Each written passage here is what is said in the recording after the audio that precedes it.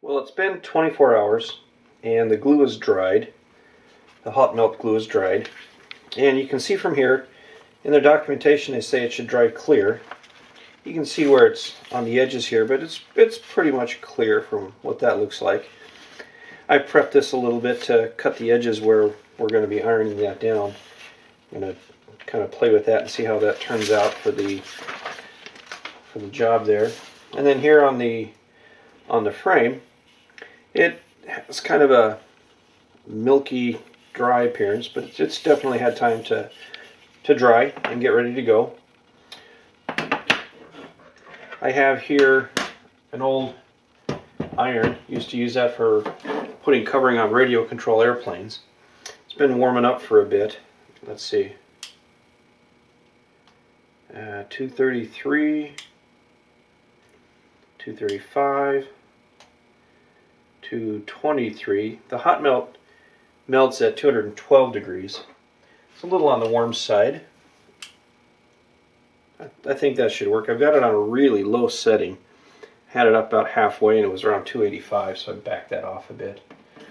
So I'm going to give that a try, see what we can do.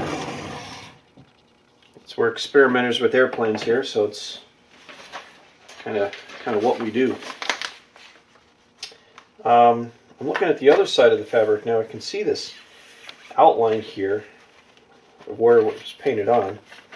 So that's a little different, but you know, interesting to see, I guess. I'll line up these corners a little bit and give this a try and see how we do. That looks pretty good.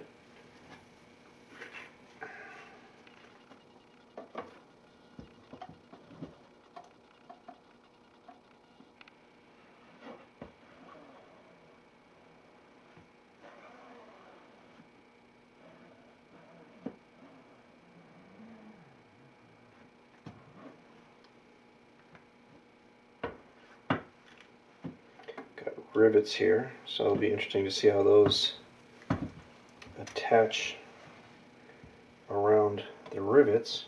Of course, I painted it with the hot melt, so far it seems to be going okay.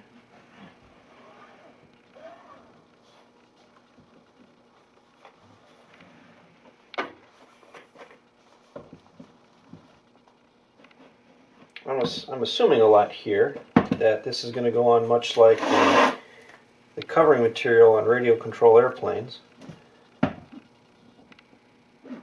course, that's more of a plastic and this is a fabric, so I'll just kind of mess with it and see what we got.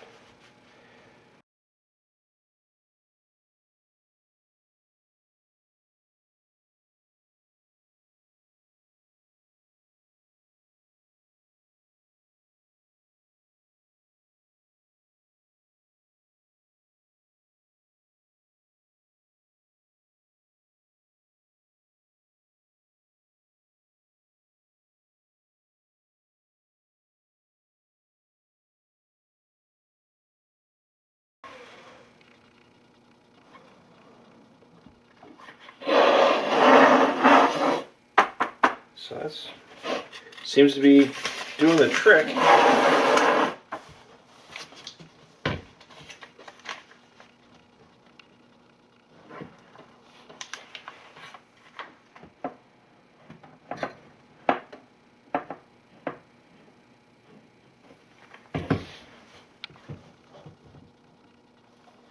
I'm ironing around these rivets, trying to make a clean, sharp edge for them, just to try it.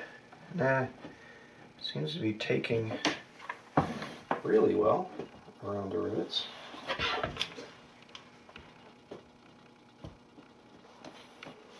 Like that, so.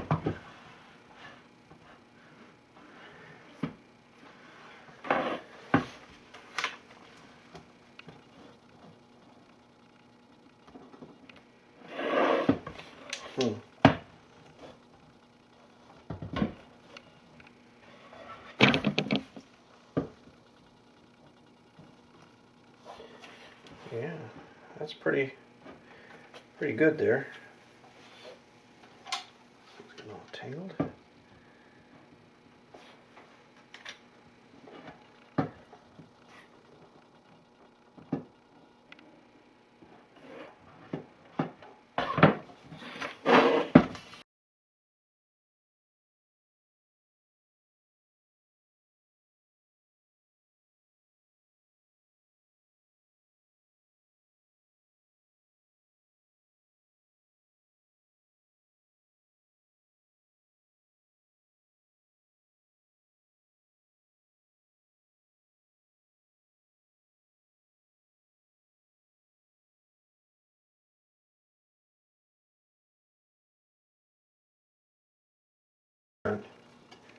Than the parts where I had full paint on the fabric as well as the metal.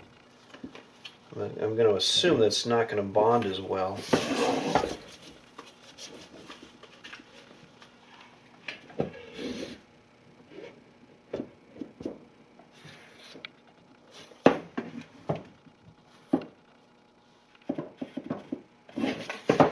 But so far, I mean, it seems to be doing fine.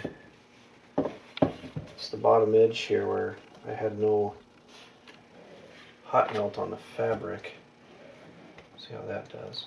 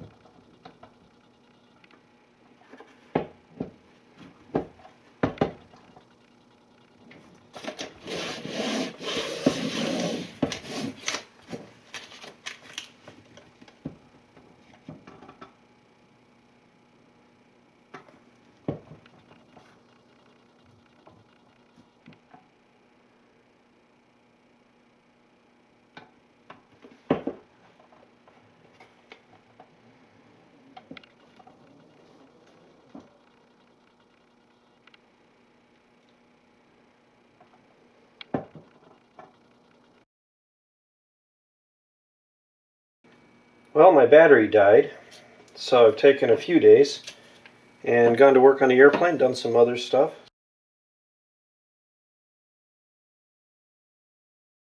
So now I'm getting back to this. I put additional glue on this fabric, and I put a little bit of extra around the corner here to kind of fasten that down. So that's ready to go. And after sitting here for about a week now, this is, pretty strong bond, so it's been doing great. Let's see. So we're sitting, wow, almost just right, around 213. So that works. These old irons, they said as long as they got stable temperature, they work good. I got a package in the mail from Better Aircraft. So now I have my heat gun and the official iron. So that's kind of exciting. I'm glad to have that.